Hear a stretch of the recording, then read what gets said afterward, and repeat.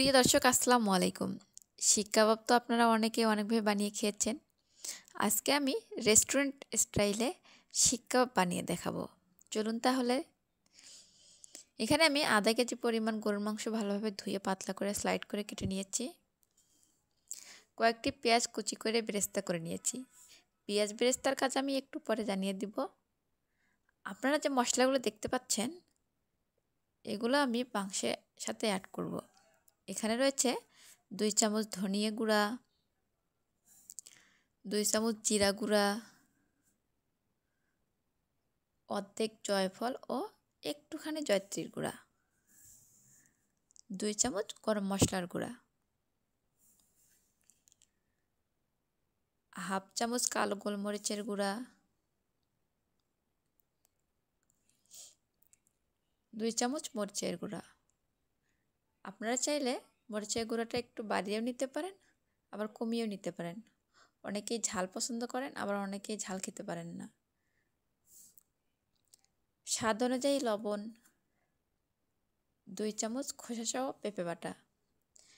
পেঁপে বাটাটা দিলে মাংসটা তাড়াতাড়ি সিদ্ধ হয়, এর জন্য পেঁপে বাটাটা অবশ্যই দিতে হবে। আপনারা চেষ্টা করবেন পেঁপেটা খোসাসহ বেটে নিতে।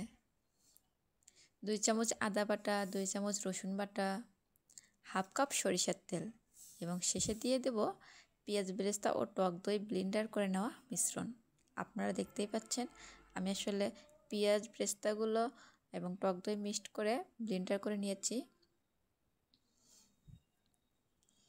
এবং মিশ্রণটা ঢেলে দিলাম। এখন সব কিছু ভালোভাবে মিশিয়ে নেব।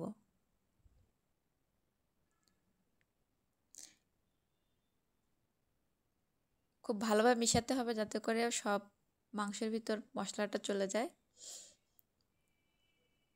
এখন এই মাংসগুলো নরমাল ফ্রিজে রেখে দেবো 24 ঘন্টার জন্য। 24 ঘন্টা পর মাংসগুলো ফ্রিজ থেকে বের করে কাটিতে সুন্দর করে গেঁথে নেব। আপনারা দেখতেই পাচ্ছেন আমি কিভাবে গাঁথিয়ে নিচ্ছি। আপনারাও চেষ্টা করবেন এভাবে মাংসগুলো গেঁথে নেওয়ার। এভাবে গেঁথে নিলে মাংসগুলো তাড়াতাড়ি সিদ্ধ হবে এবং হয়ে যাবে। আমি শিক কাবাবগুলো ওভেনে ভেজে নিব। আপনারা চাইলে চুলাতে ভাজে নিতে পারেন।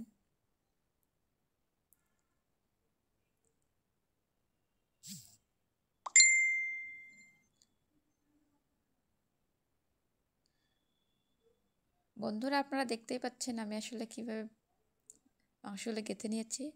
এভাবে আমি সমস্ত মাংসগুলো অনেকগুলো কাঠিতে গেঁথে নিব।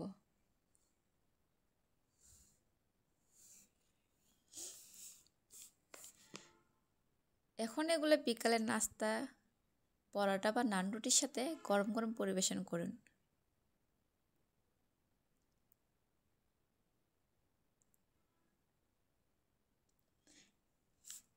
ভিডিওটি ভালো লাগলে লাইক, কমেন্ট, সাবস্ক্রাইব করে পাশেই থাকবেন। দেখা হবে পরবর্তী ভিডিওতে।